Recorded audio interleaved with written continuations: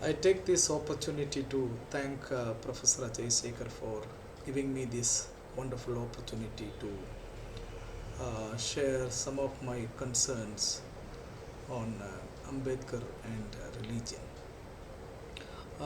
In fact, I'm not an expert in Buddhism or in Ambedkarism. Um, Religion after Ambedkar is part of my area of research. Professor Dr. Ajay Sekhar asked me to share some of my concerns on this particular area and asked me to look at it from the Christian theological perspective. As we all know, we live in a very crucial period when the Unitarian and totalitarian forces manipulate our religious belief and foster a culture of hatred and political polarization.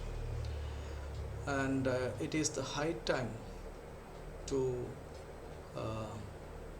retreat to our own counter cultural and religious traditions in order to foster social bonds and fraternity in this land. I commend Dr. Ajay Sekhar and his team for envisaging these kind of platforms to ensure interreligious dialogues, um, especially dialogue between Buddhism and other sister faiths in India to foster social fraternity, justice and peace in this country. Religion after Ambedkar, Christian perspectives. Before we delve into the Ambedkar's political philosophy of religion, it is better to have a short discussion on political philosophy of religion in India and its various trajectories. Political philosophy of religion in India. From the very beginning, we can see two different contradicting religious traditions in India. Number one, intuitive religious traditions. On the other side, there is heuristic philosophical tradition. One is materialistic, the other is metaphysical. This difference can be seen in the conflict between Lokayata and Vedic religions. Lokayata was more materialistic in content. Vedic religions were more metaphysical, transcendental in content. Lokayata critiqued Vedic religion, which supports the hierarchy between the sacred and profane, thereby validating the subjugation and marginalization of untouchables in this land. Lokayata offered a materialistic philosophy of religion that accounts for the internal material process of change and transformation. According to Lokayata, there is no transcendental entity or soul apart from our material life, the enmattered, embodied social existence.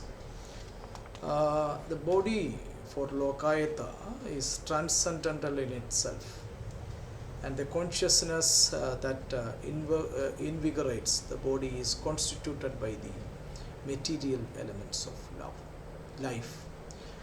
It posits that there is a material process within the body, matter, and the world that generates life. This outlook can be connected to the contemporary theories such as Bergsonian theories of evolution and delusion theory of becoming and being. Lokayata refuted any transcendental ideas or metaphysics that would support social hierarchies and divisions. Lokayata served as a political epistemology that challenges the Vedic teachings, affirming the profanations of Dalit bodies and spaces. Scholars such as Chattopadhyaya, Devik Chatterjee, and Romila Thapar have identified an epistemological continuity between Buddhism and Lokayata, viewing Buddhism as a critique of Vedic transcendentalism. പറയാൻ ശ്രമിച്ചത് ഭൗതിക മതബോധവും അതിഭൗതിക മതബോധവും Indian philosophical traditions of religion വളരെ വിസിബിളായിരുന്നു. അത് ലോകായതയും Vedic റിലീജിയോസിറ്റിയും തമ്മിൽ, ഈവൻ ഗാന്ധിയും അംബേദ്കറും തമ്മിലുള്ള സംവാദങ്ങളിൽ ഈ രണ്ട് ധാരകളും തമ്മിലുള്ള വൈരുദ്ധ്യം വളരെ പ്രകടമായിരുന്നു. വേദിക് റിലീജിയൻ പലപ്പോഴും ഒരു മെറ്റഫിസിക്കൽ മതബോധത്തിനാണ് പ്രാധാന്യം കൊടുത്തത്. നിലവിലിരിക്കുന്ന സാമൂഹിക ഘടനകളെ, അല്ലെങ്കിൽ സീക്രട്ടും പ്രൊഫൈനും ഒക്കെ തമ്മിലുള്ള വൈരുദ്ധ്യത്തെ നീതിവത്കരിക്കുന്ന ഒരു അതിഭൗതിക തത്വശാസ്ത്രമായിരുന്നു വേദിക് ഫിലോസഫി. അത് മനുഷ്യന് ചെയ്യാൻ പറ്റുന്നത് ദൈവങ്ങളെ സ്വാധീനിക്കാൻ, പ്രീതിപ്പെടുത്താനുള്ള യാഗങ്ങളും യജ്ഞങ്ങളും ചെയ്യുക എന്നുള്ളതാണ്. സാമൂഹ്യ ഘടന, മനുഷ്യരുടെ ജീവിത തലങ്ങൾ എല്ലാം മുൻ നിശ്ചയിക്കപ്പെട്ടതനുസരിച്ച് മുന്നോട്ട് പോകും. ദൈവങ്ങളെ പ്രീതിപ്പെടുത്താൻ യജ്ഞങ്ങൾ നടത്തിയാൽ മെച്ചപ്പെട്ട ജീവിതം കിട്ടും എന്നുള്ളൊരു ചിന്ത. മറുവശത്ത് ലോകായത പറഞ്ഞത് അങ്ങനെ ഒരു ട്രാൻസെൻഡൻ്റൽ ഇല്ല, സോൾ ഇല്ല, ബോഡിയും സോളും തമ്മിൽ വൈരുദ്ധ്യങ്ങളൊന്നും തന്നെയില്ല. ഭൗതികതയ്ക്കുള്ളിൽ, മനുഷ്യ ശരീരങ്ങൾക്കുള്ളിൽ, മനുഷ്യ സാമൂഹിക ബന്ധങ്ങൾക്കുള്ളിൽ തന്നെ പരിവർത്തനാത്മകത ഉണ്ട്. അത് തിരിച്ചറിയുകയും അന്വേഷിക്കുകയും ചെയ്യുകയാണ്. വാസ്തവത്തിൽ ഈ ലോകായത ഭൗതിക മതബോധധാരയാണ് പിന്നീട് ബുദ്ധിസത്തിൽ കാണാൻ സാധിക്കുന്നതെന്നാണ് റൊമില താപ്പറിനെ പോലുള്ള ആളുകൾ അവകാശപ്പെടുന്നത്. Buddhism is a political philosophy of radical materialism that challenges social exclusions and marginality. Besides Buddhism, Bhakti tradition within Hinduism, Sufism from Mughal traditions, Sikhism and Jainism also represent efforts to redefine religion as a progressive philosophy of social life. Sunil Sardar, a Dalit scholar, in revealing the connection between Lokayata and Buddhism, critiques the Vedic ideas of Indian social order to illustrate how Buddhist philosophy envisions a religion that caters to the oppressed. Contrasting with the hierarchical, hypocritical and casteist social order promoted by Brahmanic Hinduism, the teachings of Gautama Buddha initiated an ethical and rational practice of religion. Buddhism stands as a protest and heterodox philosophical tradition, allowing marginalized groups to combat various forms of ritualism, superstitions and priestcraft in favor of moral integrity and intellectual transparency. Buddhism does not concern itself with the proving existence of God or justifying any sacred social structure. Instead, it focuses on the existence of human beings and their relief from suffering and bondage in this world. Following the ancient Indian materialist tradition of Lokayata, Ambedkar envisions Buddhism as a contemporary political philosophy and addresses issues of social suffering, dukkha, including poverty and social alienation. Revising Buddhist nature of suffering through the lens of paripraja, departing Buddha, departing home after seeing a sick and aging person, Ambedkar identifies dukkha as a core aspect of humanity's social condition. Ambedkar views dukkha as imposed social suffering, attributing its most prominent features to inhumanity and injustice. He found that Buddhist philosophy provided the means to engage with the socio-political and economic dimensions of social suffering in the era of colonial modernity. Ambedkar's vision of Navayana Buddhism, a revised form of Buddhism, continues to inspire in the process of redefining religion as a political strategy for social emancipation. In addition to this, Ambedkar found value in modern Western materialist traditions such as Marxism and Deviant pragmatism. He embraced the Marxian critique of religion sui generis character and focused on its historical emergence in society. As G. Aloysius, another Dalit scholar in India, correctly observes, Ambedkar was influenced by the Marxian analysis of the ideological creation of religious symbols to serve the interests of the wealthy and powerful, and applied this understanding in the Indian context of casteism and untouchability. But I would like to locate Ambedkar in the company of the contemporary political thinkers such as Slavoj Zizek, Alan Badiou, Gil Deleuze, and Giorgio Agamben, who follow the post-metaphysical and new materialist traditions of Baruch Spinoza, Friedrich Nietzsche, and Karl Marx. ഞാനിവിടെ പറയാൻ ശ്രമിച്ചത് ബുദ്ധിസമാണൊരു ഭൗതിക ജീവിത സാഹചര്യങ്ങളുടെ പരിവർത്തനത്തിൻ്റെ സാധ്യത Indian philosophical ട്രഡീഷനിൽ ആദ്യമായിട്ട് മുന്നോട്ട് വയ്ക്കുന്നു. സോഷ്യൽ സഫറിങ്, ദുഃഖം, അതോടൊപ്പം തന്നെ ദാരിദ്ര്യവും സാമൂഹ്യ ബഹിഷ്കരണവും ഉൾപ്പെടെയുള്ള വികലമായ സാമൂഹ്യ ക്രമങ്ങളെ അഡ്രസ്സ് ചെയ്തുകൊണ്ട് അതിനെ പരിവർത്തിപ്പിക്കുന്നൊരു മതധാര, രാഷ്ട്രീയ മതധാര മുന്നോട്ട് വയ്ക്കുന്നത് ബുദ്ധിസമാണ്. അത് തന്നെയാണ് എല്ലാ കാലത്തും ബുദ്ധിസത്തിൻ്റെ പ്രസക്തി. അംബേദ്കർ അതിനെ തിരിച്ചറിഞ്ഞിരുന്നു. പരിവർത്തനങ്ങൾ, മാറ്റങ്ങൾ വരുത്തി ബഹിഷ്കൃതരുടെ ഒരു രാഷ്ട്രീയ പുനഃപ്രവേശനത്തിന് സഹായകരമായ വിധത്തിൽ ബുദ്ധിസത്തിൻ്റെ സാധ്യതകളെ ക്രമീകരണം ചെയ്തുകൊണ്ടാണ് അംബേദ്കർ അതിനെ സമീപിക്കുന്നത്. നവയാന ബുദ്ധിസം എന്നാണല്ലോ അതിനെ വിളിക്കുന്നത്. അപ്പം ഒരു ബഹിഷ്കൃത സമൂഹത്തിൻ്റെ രാഷ്ട്രീയ പുനഃപ്രവേശത്തിന് അനുഗുണമായൊരു രാഷ്ട്രീയ ഘടന രൂപപ്പെടുത്തുന്നതിൽ മതങ്ങൾക്ക്, പ്രോഗ്രസീവ് മതങ്ങൾക്കൊരു വലിയ സാധ്യതയുണ്ടെന്ന് ലോകത്തോട് വിളിച്ചു പറഞ്ഞ ഒരു തത്വചിന്തകനാണ് അംബേദ്കർ എന്ന നിലയ്ക്ക്. അദ്ദേഹം സ്പിനോസയും അതുപോലെ നീറ്റ്ഷെയും മാർക്സും ഒക്കെ മുന്നോട്ട് വെച്ച ആധുനിക ഭൗതിക ഒരു തത്വചിന്തയുടെ, മതചിന്തയെ പിൻപറ്റിക്കൊണ്ട് ഇന്നത്തെ സമകാലീന രാഷ്ട്രീയ ചിന്തകരായ ജോർജോ അഗംബൻ്റെയും ഗീൽ ഡെലൂസിൻ്റെയും അലൻ ബാദിയുടെയൊക്കെ പാത പിന്തുടർന്നു ഒരു പുതിയ രാഷ്ട്രീയ മതചിന്താധാര, പോസ്റ്റ് സെക്കുലർ തിയോളജിക്കൽ തിങ്കിങ് രൂപപ്പെടുത്തുന്നതിൽ അംബേദ്കറിന് ഒരു പ്രധാന ഘടകമുള്ളതുകൊണ്ട് ലോക തത്വചിന്ത ഇന്ന് വളരെയധികം ഗൗരവമായി വായിക്കുന്ന ഒരാളാണ് അംബേദ്കർ. അദ്ദേഹം എങ്ങനെയാണ് ഒരു മതബോധത്തെ രാഷ്ട്രീയ തത്വശാസ്ത്രമായി, പ്രത്യേകിച്ച് ബഹിഷ്കൃതരുടെ ഉദ്ധാനത്തിന് വേണ്ടിയിട്ടുള്ള തത്വചിന്തയെ രൂപപ്പെടുത്തുന്നത് എന്ന ചിന്ത അംബേദ്കറിനെ വളരെ ഗൗരവമായ ഒരു ഇൻ്റർലക്യൂട്ടർ, ഒരു സംവാദ സാധ്യതയായി പരിഗണിക്കുന്നുണ്ട്. Ambedkar's philosophy of religion.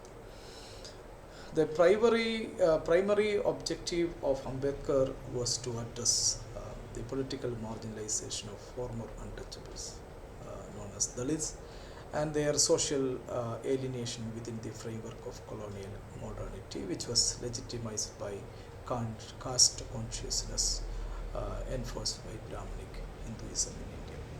To tackle this issue, Ambedkar drew on liberal scientific thinking from the West to modernize the Indian social order and challenge the irrational knowledge and customs associated with the Brahminic Hinduism and casteist social practices.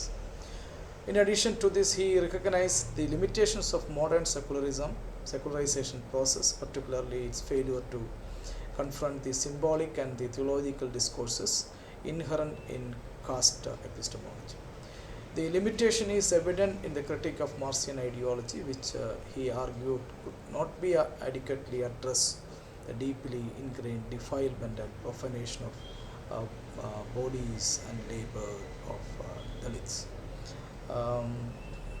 Although he called for a constitution for the new nation state in replace the Manusmriti, Ambedkar understood the constraints of law in creating a moral community, as demonstrated by his political choice to embrace Buddhism and his rejection of forming new political parties.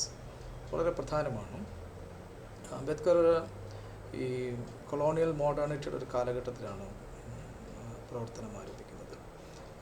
പുതിയ moral enlightenment values of equality, fraternity and justice, nation state, science and technology, ഇത്തരം ആധുനിക ചിന്താ പദ്ധതികൾ രൂപപ്പെടുന്ന കാലഘട്ടത്തിൽ ദളിതരുടെ അല്ലെങ്കിൽ ബഹിഷ്കൃത സമൂഹങ്ങളുടെ അന്യവൽക്കരണത്തെ രാഷ്ട്രീയ തത്വശാസ്ത്രപരമായി അദ്ദേഹം അഡ്രസ്സ് ചെയ്യുകയായിരുന്നു. ആദ്യകാലങ്ങളിൽ അദ്ദേഹം ഈ ലിബറൽ വാല്യൂസിനുമായി എൻഗേജ് ചെയ്യുന്നത് കാണാനായിട്ട് സാധിക്കും. കാരണം കാസ്റ്റ് പോലെയുള്ള ഇറാഷണലായിട്ടുള്ള, ഇല്ലോജിക്കലായിട്ടുള്ള ഏജ് ഓൾഡ് സോഷ്യൽ പ്രാക്ടീസസിനെ ചലഞ്ച് ചെയ്യുന്നതിനും മോഡേൺ തിങ്കിങ്, റാഷണൽ തിങ്കിങ് വളരെ ആവശ്യമാണ് എന്ന് അംബേദ്കർ കരുതിയിരുന്നു. എന്നാൽ രണ്ടാമതായി അംബേദ്കർ അതിൻ്റെ ലിമിറ്റേഷൻസും മനസ്സിലാക്കിയിരുന്നു. കാരണം കാസ്റ്റ് പോലെയുള്ള സാമൂഹ്യ ബോധങ്ങൾ, അത് നിർമ്മിക്കുന്ന സാമൂഹ്യ ശരീരങ്ങളും സാമൂഹ്യ ഇടങ്ങളും, അതിനെ ചലഞ്ച് ചെയ്യുന്നതിന് കൾച്ചറൽ, തിയോളജിക്കൽ, റിലീജിയസ് ടീച്ചിങ്സ് അനിവാര്യമാണ്. കാരണം കാസ്റ്റിസം ഇന്ത്യയിൽ സൃഷ്ടിച്ചത് രാഷ്ട്രീയ പ്രത്യയശാസ്ത്രമല്ല, ഒരു മതധാരയാണ്, ബ്രാഹ്മണിക് ഹിന്ദുയിസമാണ്. അതുകൊണ്ട് ദൈവശാസ്ത്രം ചെയ്തു വച്ച ഈ പാപത്തെ ദൈവശാസ്ത്രം കൊണ്ട് തന്നെ തിരിച്ചെടുക്കണം. അതുകൊണ്ടാണ് അംബേദ്കർ ഈ ആധുനിക ചിന്താധാരകൾ, മൂല്യങ്ങൾ ഫോളോ ചെയ്യുമ്പോൾ ഈ മതധാരകളുമായിട്ട് എൻഗേജ് ചെയ്യാനായിട്ട് അംബേദ്കർ ശ്രമിക്കുന്നത്. അതുകൊണ്ടാണ് അംബേദ്കറിനെ ലോകം ശ്രദ്ധിക്കുന്നൊരു പോസ്റ്റ് സെക്കുലർ ചിന്തകരായിട്ട് മാറ്റിയത്. മതത്തെ മാറ്റി നിർത്തുന്നില്ല, മതധാരകൾക്ക്, പുരോഗമനപരമായ മതധാരകൾക്ക് ഇപ്പോഴും ഒരു പുതിയ രാഷ്ട്രീയ സമൂഹം പണിയുന്നതിന് സാധ്യതയുണ്ട് എന്ന് ലോകത്തോട് വിളിച്ചു പറഞ്ഞ ആദ്യത്തെ ചില തത്വചിന്തകരിൽ ഒരാളായിട്ട് നമുക്ക് അംബേദ്കറിനെ കാണാനായിട്ട് സാധിക്കും. അതുകൊണ്ട് നിയമത്തിനപ്പുറമായൊരു ധാർമ്മിക സമൂഹം, നിയമം അനിവാര്യമാണ്, കോൺസ്റ്റിറ്റ്യൂഷൻ അനിവാര്യമാണ്, അതേസമയം തന്നെ അതിന് പരിഹരിക്കാൻ സാധിക്കാത്ത ചില ധാർമ്മികമായ ബോധങ്ങൾ പുനർസൃഷ്ടിക്കുന്നതിൽ മതങ്ങൾക്കൊരു പങ്കുണ്ട് എന്നുള്ള ബോധമാണ് മതത്തെ ഗൗരവമായിട്ടെടുക്കാൻ, പ്രത്യേകിച്ചും ബുദ്ധമതത്തെ ഗൗരവമായിട്ടെടുക്കാൻ അംബേദ്കറിനെ പ്രേരിപ്പിച്ച ഘടകങ്ങൾ. ഇവിടെ അംബേദ്കറിൻ്റെ മതചിന്തയെക്കുറിച്ച് പറയുമ്പോൾ രണ്ട് കാര്യങ്ങൾ പറയാൻ ശ്രമിക്കുന്നു. ഒന്ന്, മതം ഒരു ധാർമ്മിക പ്രസ്ഥാനം എന്ന നിലയിലും. രണ്ട്, മതത്തെ അദ്ദേഹം ധമ്മ എന്ന് വിളിക്കുന്നതുമായി ബന്ധപ്പെട്ടുണ്ടാകുന്നൊരു പുതിയ രാഷ്ട്രീയ സമൂഹത്തെക്കുറിച്ചുമാണ് പറയാൻ ശ്രമിക്കുന്നത്. Religion as moral consciousness. Ambedkar was convinced that the Indian social order was fundamentally inconsistent, as it permanently excluded a majority of the population, thereby obstructing their struggle for political inclusion. He argued that the issues stemmed not only from a lack of political conscience, but also from a deficiency in moral conscience, rendering the social order problematic and exclusive. For Ambedkar, social change must precede political change. He believed that political efforts without social morality were ineffective and hollow. He maintained that the unjust religious elements within the Indian social order perpetuated immorality and political corruption. In Ambedkar's view, religion serves as a moral consciousness that promotes justice in society. This perspective was a critical response to the modern Western notion of morality, which typically relies solely on secular logic and scientific rationality to foster societal progress. Ambedkar posited that religion should fundamentally be morality based on the principle of love and justice, which he regarded as the essence of life. He was aware of the limitations inherent in state law regarding the cultivation of moral consciousness among the populace. Laws may create a legal community but do not necessarily foster morality in interpersonal relationships. This legalistic interpretation of politics, he argued, is a significant issue in modern society. Conversely, he stated that social and religious revolutions must precede political revolutions. Uh, Morality that social precedes the political. രാഷ്ട്രീയ വിപ്ലവങ്ങളെ മുൻഗമിക്കുന്ന അതിനു മുമ്പേ നടക്കേണ്ട സാമൂഹ്യ ധാർമ്മികമായ പരിവർത്തനത്തെക്കുറിച്ചാണ് അംബേദ്കർ സംസാരിക്കുന്നത്. Ambedkar criticized Brahmanical Hinduism for entrenching caste consciousness within society. He observed that caste and social inequality in Hinduism have a divine basis, prompting him to seek an alternative religious foundation to dismantle caste system and establish a more egalitarian value system. He believed that religion plays a crucial role in upholding moral and egalitarian principles while meeting public needs. Ambedkar recognized that untouchables required a new moral discipline to transform their caste-based behavior and mentality. He grappled with how the dispositions of social actors are connected to the perpetuation of the social structure.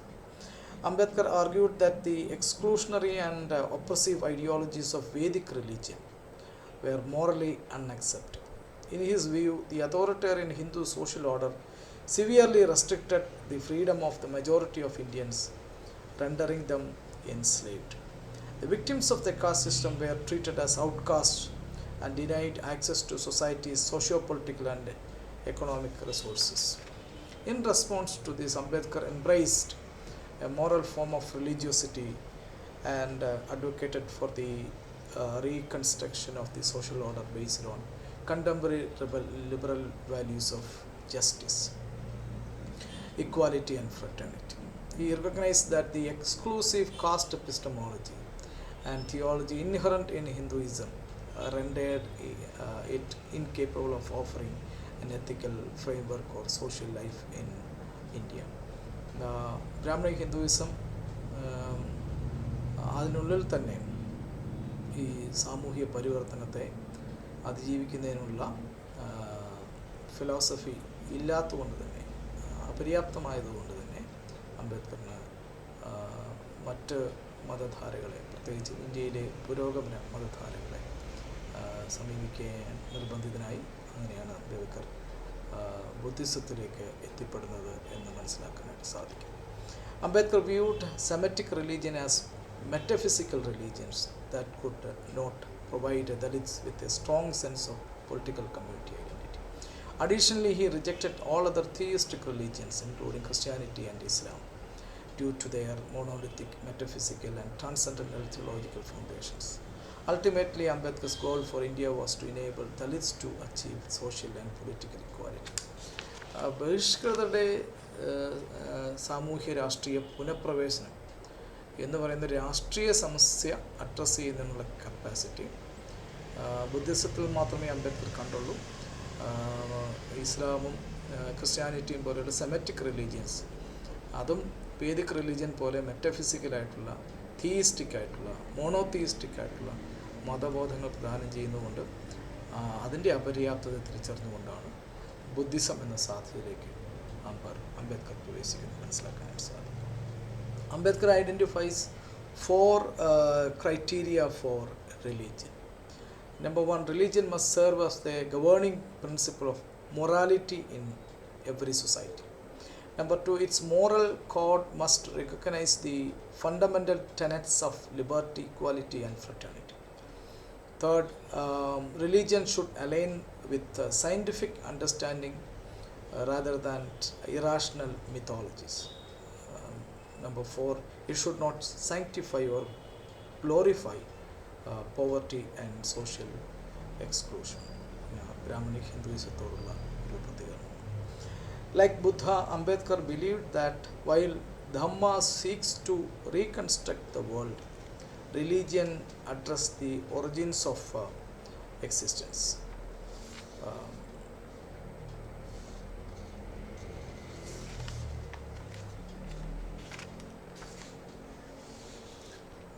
Sorry. Um, this second point, number 2, Dhamma as true religion. Dhamma as true religion. Ambedkar's vision for an ideal society revolves around the moral transformation of individuals, shifting from caste status to political subjectivity, which stands in contrast to the Marxist understanding of class. He believes that Navayana Buddhism, with its anti-casteistic epistemological heritage and moral philosophy of community, Sangha, has the potential to facilitate the transformation. Instead of relying on state laws to create moral unity and social consciousness, Ambedkar advocates for a new socio-cultural political community as the foundation for society. ഇതാണ് അംബേദ്കറിൻ്റെ മറ്റൊരു മതദർശനത്തിൻ്റെ പ്രാധാന്യം. ഈ പുരോഗമന മതദർശനത്തിന് മനുഷ്യരെ, പ്രത്യേകിച്ചും ബഹിഷ്കൃത സമൂഹങ്ങളെ ഒരു രാഷ്ട്രീയ സമൂഹമായി പരിവർത്തിപ്പിക്കാനുള്ള കപ്പാസിറ്റി നവയാന ബുദ്ധിസത്തിലൂടെ സംഘ എന്ന് പറയുന്ന ഒരു ആശയം, ഒരു പുതിയ സമൂഹം എന്ന ആശയം അംബേദ്കർ ഗൗരവമായി എടുക്കുന്നത്. അതുകൊണ്ടാണ് ധമ്മ എന്നാണ് അംബേദ്കർ റിലീജിയനെ വിളിക്കുന്നത്. റിലീജിയൻ എന്ന പദം പോലും അംബേദ്കർ ഉപയോഗിക്കുന്നില്ല. ധാർമ്മികത എന്ന ഒരു പദമാണ് പകരം അംബേദ്കർ ഉപയോഗിക്കുന്നത്. മതത്തെ ഒരു എത്തിക്കോ പൊളിറ്റിക്കൽ പ്രാക്ടീസ് ഓഫ് ജസ്റ്റിസ് ആയി നിർവചിക്കുന്ന, ഒരു ധാർമ്മിക മതബോധമായി, ധാർമ്മിക രാഷ്ട്രീയ ബോധമായി മതത്തെ നിർവചിക്കുന്ന അപൂർവം തത്വചിന്തകരിൽ ഒരാളാണ് അംബേദ്കർ എന്ന് പറയാനാണ് ശ്രമിക്കുന്നത്. അതാണ് ഒരു നവയാന ബുദ്ധിസത്തിൻ്റെ രാഷ്ട്രീയ പ്രസക്തി ഇന്ന് ആഗോള വ്യാപകമായി എന്ന് ഞാൻ വിശ്വസിക്കുന്നു. His conversion to Buddhism was a strategic part of his political agenda to envision a community-oriented political theology that would challenge the casteistic social order and promote political subjectivity for marginalized groups in Indian society. Following Buddhist principles, Ambedkar defines religion as a political philosophy of Dhamma.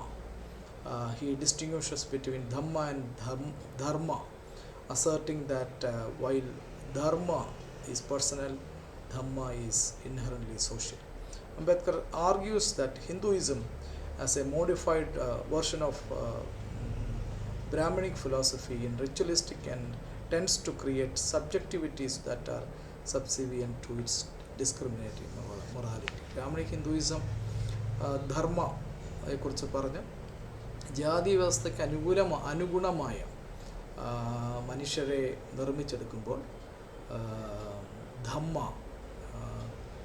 സ്വയം കർത്തൃത്വം അവകാശപ്പെടാൻ സാധിക്കുന്ന തരത്തിലുള്ള political സബ്ജക്ട്സിനെ നിർമ്മിക്കുന്നു. അത് ഒരു പുതിയ നീതി ബോധത്തിൽ അധിഷ്ഠിതമായ, ധാർമ്മിക ബോധത്തിൽ അധിഷ്ഠിതമായ ഒരു രാഷ്ട്രീയ സമൂഹം, പൊളിറ്റിക്കൽ കമ്മ്യൂണിറ്റി, സംഘ എന്ന ആശയത്തിലൂടെയാണ് അംബേദ്കർ അതിനെ വ്യക്തമാക്കാൻ ശ്രമിക്കുന്നത്.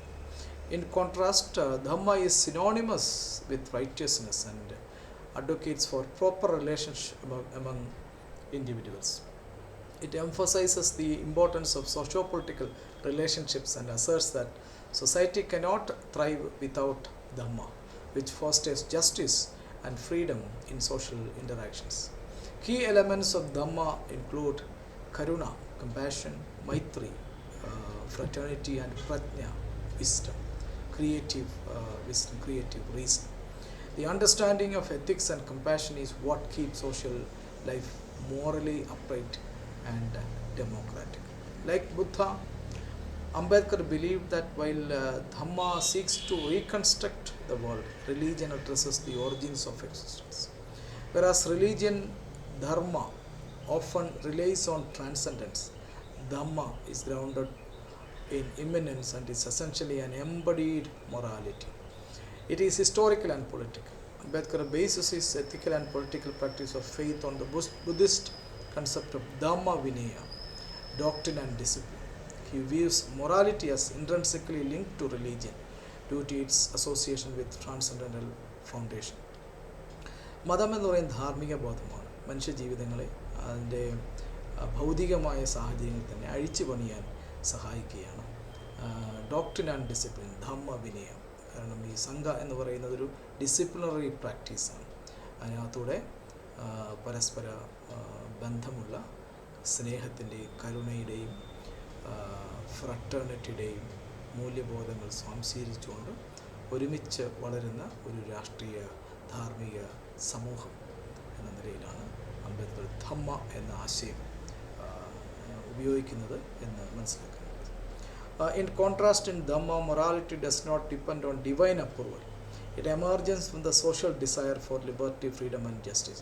Dhamma is practical, materialistic and political. Ambedkar emphasizes morality in Dhamma arises from the direct necessity for man to love man. It does not require the sanction of God. It is not to please God that a man has to be moral. It is for his own good that man should love man. മനുഷ്യരുടെ പരസ്പര സ്നേഹത്തിനും ഒരുമിച്ചുള്ള ജീവിതത്തിനും പുറത്തു നിന്നുള്ള ഒരു ദൈവികതയുടെ നീതിമത്കരണത്തിൻ്റെ ആവശ്യമില്ല. അത് പിന്നീട് ഒരു ഹൈറാർക്കിക്കൽ സോഷ്യൽ സ്ട്രക്ചർ, വേദിക് റിലീജിയനൊക്കെ അതാണ് ചെയ്തത്. മറിച്ച് മനുഷ്യർ അവരുടെ ദൈനംദിന ജീവിത സാഹചര്യങ്ങൾ സ്നേഹത്തിൻ്റെയും കരുതലിൻ്റെയും കരുണയുടെയും നീതിയുടെയും ധാർമ്മിക ബോധങ്ങൾ പുനഃസൃഷ്ടിച്ചുകൊണ്ട് ഒരു സമൂഹമായി പരിവർത്തനം ചെയ്യുന്ന ഒരു ഭൗതിക സമൂഹം.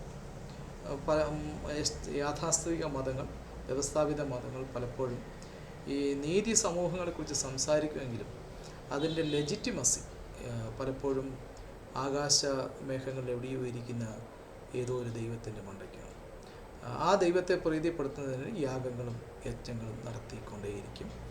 പക്ഷേ ഇവിടെ ധമ്മ എന്ന് പറയുന്നത് social, materialistic and political, historical and പൊളിറ്റിക്കലാണ്. അത് മനുഷ്യ ജീവിതത്തിൻ്റെ ദൈനംദിന ജീവിത യാഥാർത്ഥ്യങ്ങളിൽ നമ്മൾ കണ്ടെത്തുന്ന സ്നേഹത്തിൻ്റെ, കരുണയുടെ ജൈവാധികാരം ധമ്മ എന്നും സംഘ എന്നും പറയുന്നു. എന്നെപ്പോലെ ഒരു ഫിലോസഫി സ്റ്റുഡൻ്റ്, അത് Hardt and Negri, Antonio Negri and Michael Hardt രൂപപ്പെടുത്തിയ മൾട്ടിറ്റ്യൂഡ്, ജനസഞ്ചയ രാഷ്ട്രീയം എന്ന് പറയുന്ന ആശയത്തോട് ചേർന്ന് നിൽക്കുന്നു. നോക്കൂ, അംബേദ്കർ എന്ത് വ്യത്യസ്തമായ തലങ്ങളിലാണ് മതത്തെ നിർവചിക്കുന്നത്. അത് ബുദ്ധിസം എന്ന് പറയുന്ന വളരെ പുരോഗമനാത്മകമായൊരു മതബോധത്തെ മുൻനിർത്തിയാണ് എന്ന് പറയുമ്പോൾ എത്ര അഭിമാനകരമായ കാര്യമാണ്. Although Ambedkar dismisses the notion of God, he regards morality as sacred. His inclination to support the weak and the vulnerable renders morality sacred. He asserts that religion, Dhamma, is true because ethics carry a sense of sacredness. In social life, the sacrality of ethics is defined by the politics of the weakest members of society. Sacredness does not create a hierarchical structure within or outside socio-political life. As Gail Lombard notes, Ambedkar's interpretation of the sacred closely aligns with Durkheim's idea of sacred. ഇവിടെ അംബേദ്കറിൻ്റെ മതബോധത്തിൽ ദൈവം എന്ന് പറയുന്ന ഒരു സങ്കല്പം ഇല്ല എന്ന് തന്നെ പറയാം. ഞാനതിനെ തിയോളജി ഓഫ് നോ ഗോഡ് എന്നാണ് വിളിക്കുന്നത്. എന്ന് പറഞ്ഞാൽ ഒരു മിലിറ്റൻറ്റ് ഗാഡ്, അതിൻ്റെ റിച്വൽസ്, അതുണ്ടാക്കുന്നൊരു വലിയ സംഘടിത മതബോധം, ആ അർത്ഥത്തിലല്ല. ഇതൊരു ജേണി ടുഗദർ വിത്ത് ഡിഫറൻസസ്, ഒരു സംഘബോധമാണ്. ബുദ്ധം ശരണം ഗച്ഛാമി, സംഘം ശരണം ഗച്ഛാമി. ഇവിടെ ഒരു സമൂഹം ഒരു പുതിയ സമൂഹമായി സ്വയം മാറുകയാണ്. ആ സമൂഹം എപ്പോഴും സാമൂഹിക ഘടനകളെ പുനർനിർമ്മിച്ചുകൊണ്ടേയിരിക്കും. അതിൻ്റെ അടിസ്ഥാനം എന്ന് പറയുന്നത് വീക്കസ്റ്റ് ആയിട്ടുള്ള മനുഷ്യനെ കരുതുന്നതിലൂടെയാണ്. അതുകൊണ്ട് തന്നെ അത് സീക്രട്ടാണ്, അത് ഡിവൈനാണ്. അല്ലാതെ മറ്റെവിടെയോ ഇരിക്കുന്ന ഒരു ദൈവികതയെ ക്ക് വേണ്ടി കാത്തിരിക്കുന്ന ഒരു സമൂഹം എന്ന നിലയിലല്ല, ഇത് അതിനുള്ളിൽ തന്നെ ഏറ്റവും ബലഹീനനെ കരുതിക്കൊണ്ട് മുന്നോട്ട് പോകുന്നതുകൊണ്ട് അത് ആന്തരികമായതൊരു ദൈവികമാണ്, പ്രോഗ്രസീവാണ് എന്ന് പറയുകയാണ്. അങ്ങനെ വ്യവസ്ഥാപിതമായൊരു ദൈവസങ്കല്പം അംബേദ്കറിൻ്റെ നവയാന ബുദ്ധിസത്തിലില്ല. മറിച്ച് മനുഷ്യൻ്റെ ദൈനംദിന ജീവിതത്തിലെ ജൈവാധികാരം, കരുണയും സ്നേഹവും ബലഹീനനോടുള്ള കരുതലും തന്നെയാണ് അതിൻ്റെ ദൈവികത എന്ന് മനസ്സിലാക്കാൻ സാധിക്കും.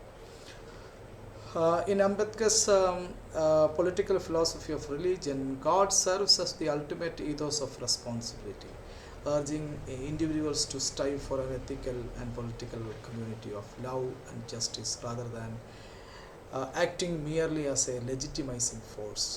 The transformation of society is embedded in the political construction of just relationship within the community rather than through any transcendental logic. This perspective resonates with Giorgio Agamben's post-continental theology, which posits that the world itself as it is thus, and insofar as it is absolutely and irreparably profane, is God. Giorgio Agamben എന്ന Italian ദൈവശാസ്ത്രജ്ഞൻ, രാഷ്ട്രീയ ദൈവശാസ്ത്രജ്ഞൻ ഇവിടെ അംബേദ്കറിനോടൊപ്പം ചേർന്ന് വരുന്നു എന്നാണ് എൻ്റെ മനസ്സിലാക്കുന്നത്. അദ്ദേഹം പറയുന്നുണ്ട്, ലോകത്തിന് പുറത്തല്ല ലോകത്തിൻ്റെ നന്മ, ദൈവം ലോകത്തിലേക്ക് വന്നു ലോകത്തെ രക്ഷപ്പെടുത്തുന്നു എന്ന് പറയുന്ന ചിന്തയേക്കാളുപരി ജോർജിയോ അഗൻ പറയുന്നത് ലോകത്തിൻ്റെ ഉള്ളിലെ, ഭൗതികതയ്ക്കുള്ളിലെ, മനുഷ്യജീവിത സാഹചര്യത്തിനുള്ളിലെ അന്തർലീനമായിരിക്കുന്ന പരിവർത്തനാത്മകത, അത് ബലഹീനയെ താങ്ങുന്നൊരു സംസ്കൃതിയായിട്ട് മാറുമ്പോൾ അത് തന്നെയാണ് ദൈവം. അതുകൊണ്ട് അദ്ദേഹം പറയുന്നു, പ്രൊഫൈൻ ഈസ് മൈ ഗാഡ്, എൻ്റെ ദൈവം ശുദ്ധതയുടെ പര്യായമില്ല. ലോകത്തിനുള്ളിലെ പരിവർത്തനാത്മകമായ അശുദ്ധതയാണ് എൻ്റെ ദൈവം എന്ന് പറയുന്നത്.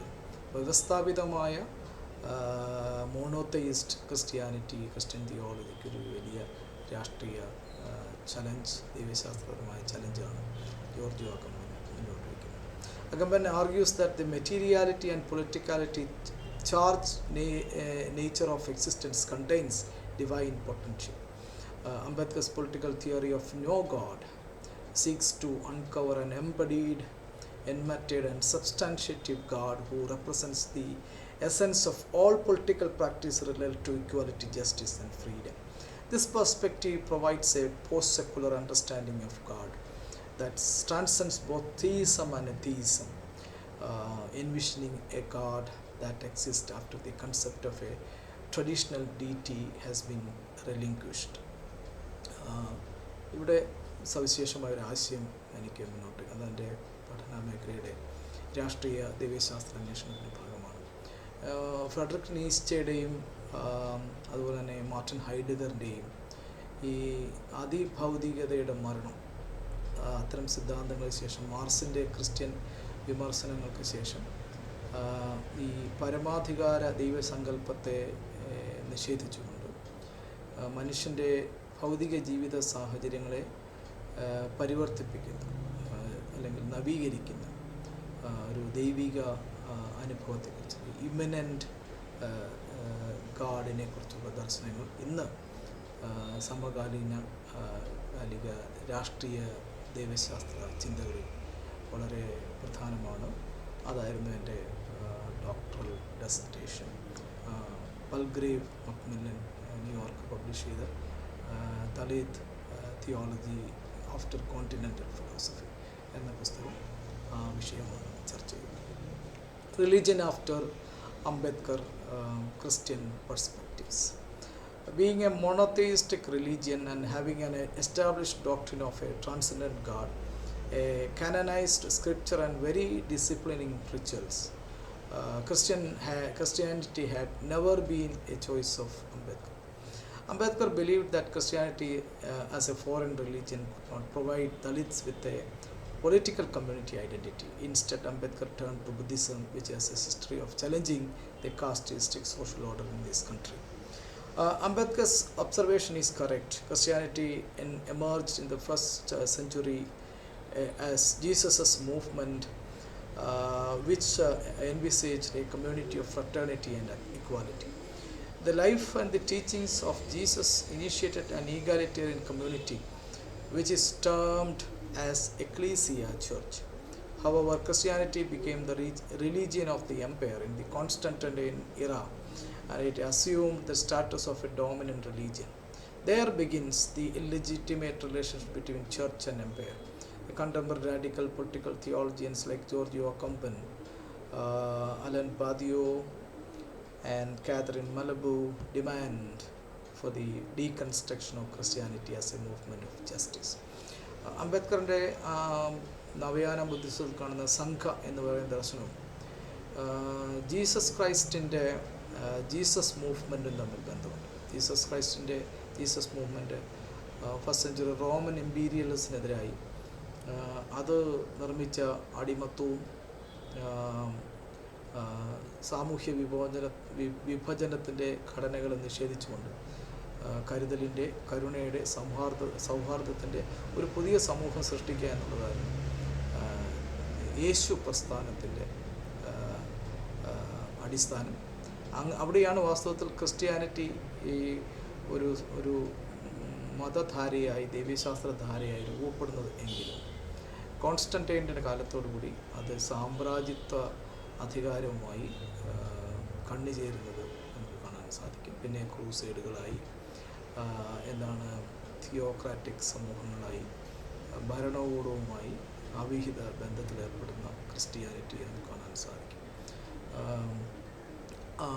അവിടെ നിന്നും ജീസസ് മൂവ്മെൻറ്റിൻ്റെ സംഘ എന്ന് പറയുന്ന ദർശനത്തിലേക്ക് മടങ്ങി വരണമെന്നാണ് സമകാലിക രാഷ്ട്രീയ ദൈവശാസ്ത്രജ്ഞന്മാർ പറയുന്നത്.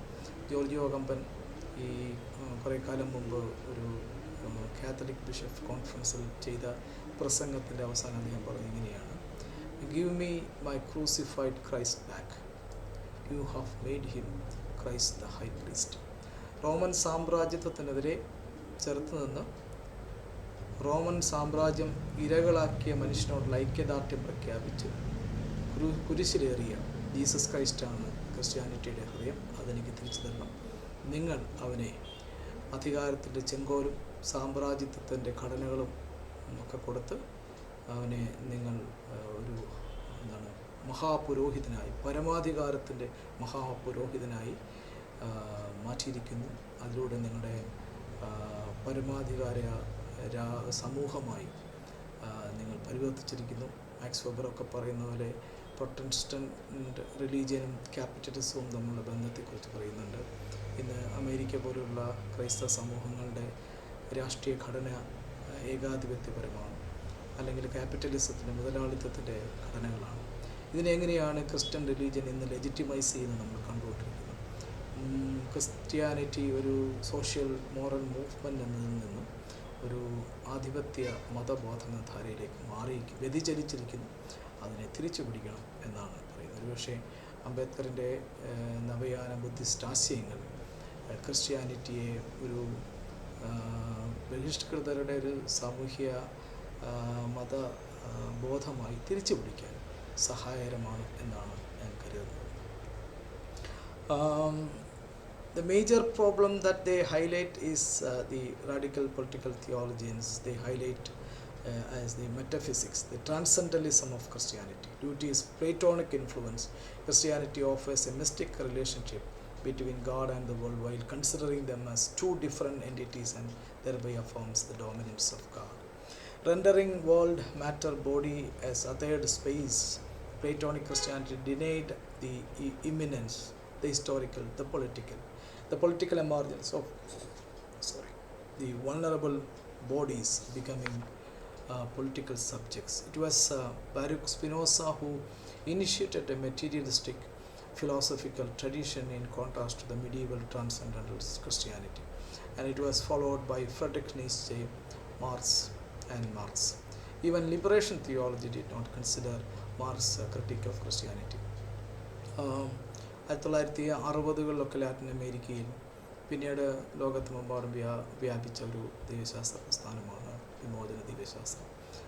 കത്തോലിക്ക സഭയ്ക്കുള്ളിൽ ആണത് സംഭവിച്ചത്. ദരിദ്രരോട് അനുകമ്പ അത് പ്രഖ്യാപിച്ചുവെങ്കിലും ക്രിസ്ത്യാനിറ്റിയുടെ ഈ ഡോഗ്മാറ്റിക് അണ്ടർസ്റ്റാൻഡിങ് ഓഫ് സോവറിനിറ്റി, പരമാധികാര ദൈവം, സമൂഹം എന്നൊക്കെയുള്ള ആശയങ്ങളെ അതിൻ്റെ ദൈവശാസ്ത്രപരമായി പുനർനിർമ്മിക്കാൻ കഴിയാതെ പോയതുകൊണ്ട് സമഗ്രാധിപതിയാണെങ്കിലും ദരിദ്രരോട് ആധിക്യം ഉള്ള ഒരു ദൈവം എന്ന് പറയുന്നൊരു എന്താണ് പുരോഗമനെന്ന് പ്രതീതി സൃഷ്ടിക്കുന്ന, എന്നാൽ അങ്ങനെ അല്ലാത്ത ഒരു ദൈവശാസ്ത്രമായി പിൽക്കാലത്ത് ലിബറേഷൻ തിയോളജി മാറി എന്നാണ് എൻ്റെ വിമർശനം. ഇത് വളരെയധികം ചർച്ച ആവശ്യമുള്ളൊരു മേഖലയാണ്. അത് കഴിയുമെങ്കിൽ മറ്റൊരു അവസരത്തിൽ ചെയ്യാമെന്ന് വിചാരിക്കുന്നു. എൻ്റെ പുതിയ പുസ്തകം ഇത് അഡ്രസ്സ് ചെയ്യുന്നുണ്ട്.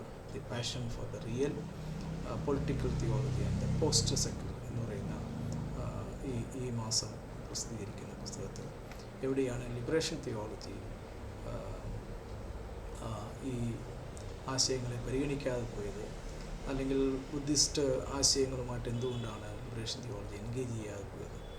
കുറച്ച് നാൾ മുമ്പ് കേരളത്തിൽ നടന്ന ഫാദർ സെബാസ്റ്റ്യൻ കാപ്പൻ അനുസ്മരണ യോഗത്തിൽ പ്രൊഫസർ അജയ് ശേഖർ പറഞ്ഞ ഒരു ഒരു ഒരു കാര്യം എൻ്റെ ശ്രദ്ധയിലുണ്ട്. വളരെ ശ്രദ്ധേയമാണ്. ഫാദർ സെബാസ്റ്റ്യൻ കാപ്പനെ പോലെയുള്ള കേരള സമൂഹം, ഇന്ത്യൻ സമൂഹം വളരെ ശ്രദ്ധയോടെ വീക്ഷിച്ച പുരോഗമനകാരിയായ പുരോഗമനപരമായ വിമോചന ദൈവശാസ്ത്രധാര എന്തുകൊണ്ടാണ് കേരളത്തിലെ ശ്രീനാരായണ ഗുരുവിൻ്റെ ദർശനങ്ങൾ പോലെയുള്ള പ്രോഗ്രസീവായിട്ടുള്ള ചിന്തകൾ പരിഗണിക്കാതെ പോയത് എന്ന് പറയുന്നുണ്ട്. ഈ ഇമ്മാനുവൽ ലെബിനാസ് ഒരു വളരെ പ്രോഗ്രസീവ് ചിന്തകനായിരുന്നു.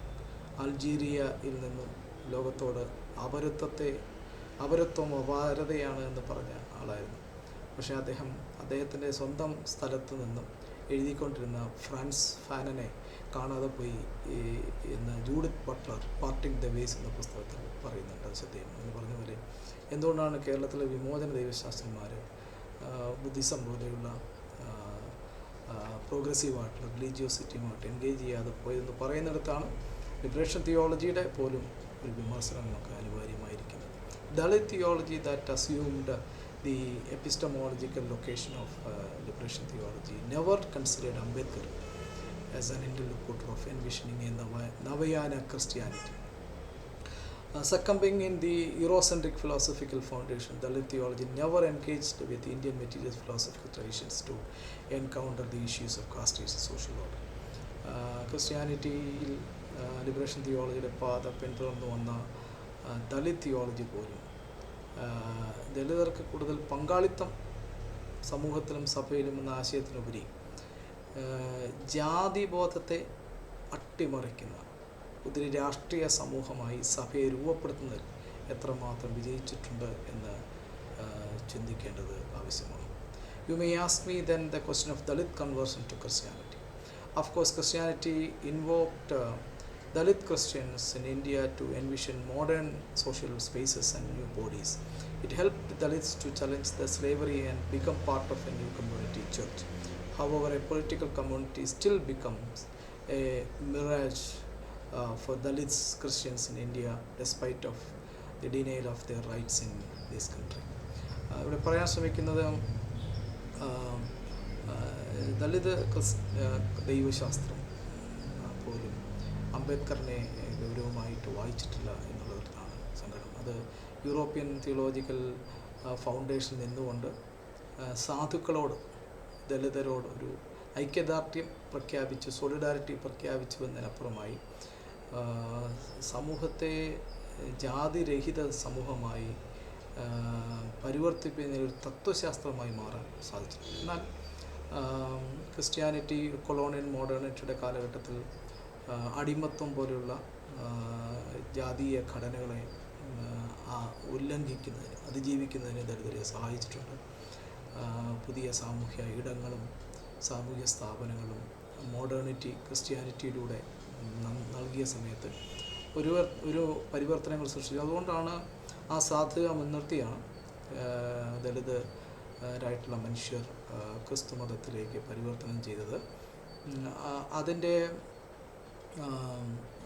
പൊട്ടൻഷ്യാലിറ്റി അംഗീകരിച്ചുകൊണ്ട് തന്നെ ആ ഘട്ടത്തിൽ നിന്നൊക്കെ ഒരുപാട് മുന്നോട്ട് പോയി ഇന്ന് ഈ ഉത്തരാധുനിക സമൂഹത്തിൽ ക്രൈസ്തവ സമൂഹങ്ങൾ നിൽക്കുന്നത് ദളിത് ക്രൈസ്തവർ തിരിഞ്ഞ് ചിന്തിക്കുമ്പോൾ എത്രമാത്രം ജാതിരഹിത സമൂഹത്തെ സൃഷ്ടിക്കുന്നതിന്, അവബോധത്തെ സൃഷ്ടിക്കുന്നതിന് Christianity, church, Christian discourses, ലിറ്റാർജി, theologies സഹായിച്ചിട്ടുണ്ട് എന്ന് ചിന്തിക്കുമ്പോൾ നിരാശയാണ് എന്ന് പറയാൻ സാധിക്കും. കേരളത്തിൻ്റെ പശ്ചാത്തലത്തിൽ ജാതി സമൂഹങ്ങൾ, സഭാ സമൂഹങ്ങൾ കൂടുതൽ ജാതി സമൂഹങ്ങളായി മാറിക്കൊണ്ടിരിക്കുന്നു. വരേണ്യ സമുദായങ്ങൾ അതിൻ്റെ ആധിപത്യത്തിലേക്ക് വന്നിരിക്കുന്നു. ദളിത് ക്രൈസ്തവർ ഇന്നും സഭയുടെ ദൈവശാസ്ത്ര വ്യവഹാരങ്ങളിലും ഇതിൻ്റെ ഘടനാരൂപങ്ങളിലൊക്കെ വളരെ പുറകിലാണ്. അപ്പോൾ ഒരു വിമർശനാത്മകമായ പുനർവിചിന്തനത്തിന് ദളിത് ക്രൈസ്തവർ തയ്യാറാകണം എന്നാണ് എൻ്റെ ചിന്ത. നമ്മൾ കേരളത്തിലെ ചില സവിശേഷ സാഹചര്യങ്ങളെ പരിശോധിച്ച് നോക്കൂ. ലവ് ജിഹാദും നാർക്കോട്ടിക് ജിഹാദും അവസാനം മുനമ്പം പ്രശ്നം വരെ വരേണ്യ ജാതി സമൂഹങ്ങളുടെ ഒരു രാഷ്ട്രീയ വിലപേശന വേദിയായി മതങ്ങൾ ഉപയോഗിക്കുമ്പോൾ ജാതിയുടെ ഇരകളായി തീർന്ന സമൂഹങ്ങൾ വിഭവശേഷി കൈവരിക്കാത്തവരായി, ഒരു രാഷ്ട്രീയ സമൂഹം ആയി തീരാൻ കഴിയാത്തവരായി, അതിൻ്റെ പിന്നാമ്പറങ്ങളിൽ ഇപ്പോഴും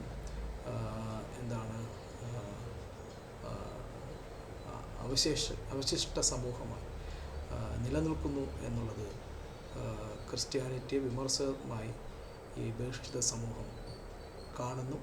അല്ലെങ്കിൽ അംബേദ്കർ ഈ നവയാന ബുദ്ധിസം രൂപീകരിച്ചതുപോലെ എന്തുകൊണ്ടാണ് ഒരു നവയാന ക്രിസ്ത്യാനിറ്റി സൃഷ്ടിക്കാൻ കഴിയാതെ പോയത് എന്ന ചിന്ത ഇവിടെ ഉന്നയിക്കാൻ ആഗ്രഹിക്കുന്നു. നവയാന Christianity is envisaged here as a universal political community that envisions a just community for all and ensures a platform for becoming political subjects in India. It is a Sangha, as it was promised by Navayana Buddhism of Ambedkar. Christianity is provoked here to relinquish its metaphysical inclinations and start attending the agonistic politics of the victims, as it was reflected in the cross of Jesus Christ. അംബേദ്കറിൻ്റെ നവയാന ബുദ്ധിസവുമായി ബന്ധപ്പെട്ട് ഒരു സമഗ്രമായ പൊളിച്ചെഴുത്തിന് ഈ ക്രിസ്തു മതവും അതിൻ്റെ ദൈവശാസ്ത്ര മേഖലകളും തയ്യാറാകേണ്ടതുണ്ട്. എങ്കിൽ മാത്രമേ ഒരു നവയാന ക്രിസ്ത്യാനിറ്റി എന്ന തലത്തിൽ ഒരു പുതിയ നീതി സമൂഹ സൃഷ്ടിയിൽ ഒരു നീതി സമൂഹം സൃഷ്ടിക്കുന്നത് ക്രിസ്ത്യാനിറ്റിക്ക് ഒരു സാധ്യതയുള്ളൂ. അത് വ്യവസ്ഥാപിതമായ ക്രിസ്തു മതത്തെ അംബേദ്കർ ബുദ്ധമത പ്രവേശനത്തിലൂടെ ഉന്നയിക്കുന്നു എന്നാണ് എനിക്ക് പറയാനായിട്ടുള്ളത്. Let me conclude this discussion.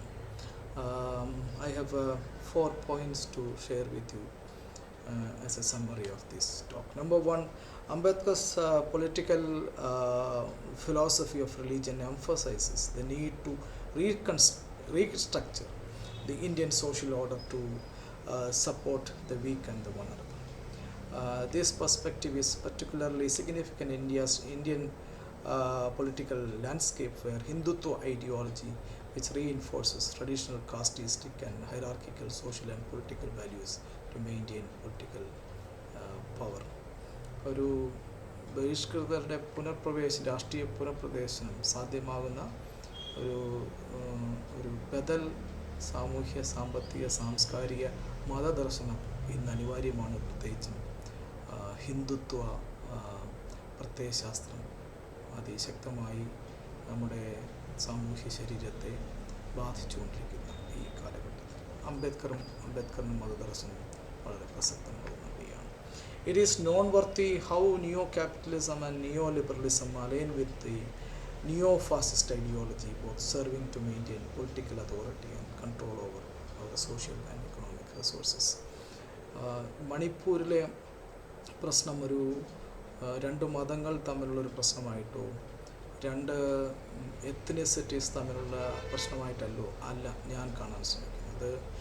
ഈ മണിപ്പൂരിലെ ആദിവാസികളുടെ ഭൂവിഭവങ്ങൾ ഉൾപ്പെടെയുള്ള സാമൂഹ്യ വിഭവങ്ങൾ കോർപ്പറേറ്റുകൾക്ക് മറിച്ച് വിൽക്കാനായിട്ടുള്ള ഒരു സംഘപരിവാർ തന്ത്രത്തിൻ്റെ ഭാഗമായി ഉണ്ടായിട്ടുള്ള ഒരു രാഷ്ട്രീയ പ്രശ്നമാണ്.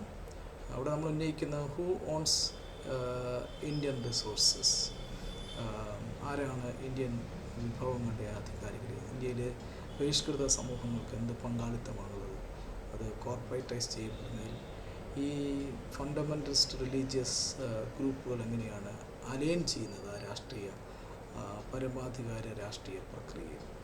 ഇവിടെയൊക്കെ ഈ അംബേദ്കറിൻ്റെ രാഷ്ട്രീയ സമൂഹം എന്ന ആശയം പുതിയ ജനാധിപത്യ ക്രമങ്ങൾ സൃഷ്ടിക്കുന്നതിന്, രാഷ്ട്രീയ ക്രമങ്ങൾ സൃഷ്ടിക്കുന്നതിന് അനിവാര്യമാണ് എന്ന് അടിവാരയായിട്ട് പറയാൻ ശ്രമിക്കുന്നു. 3. Ambedkar's political philosophy of religion offers a framework for envisioning universal political community rooted in morality, thereby advocating for a radical democratic life for all during this era of imperial ramifications. Empire, സാമ്രാജ്യത്വം,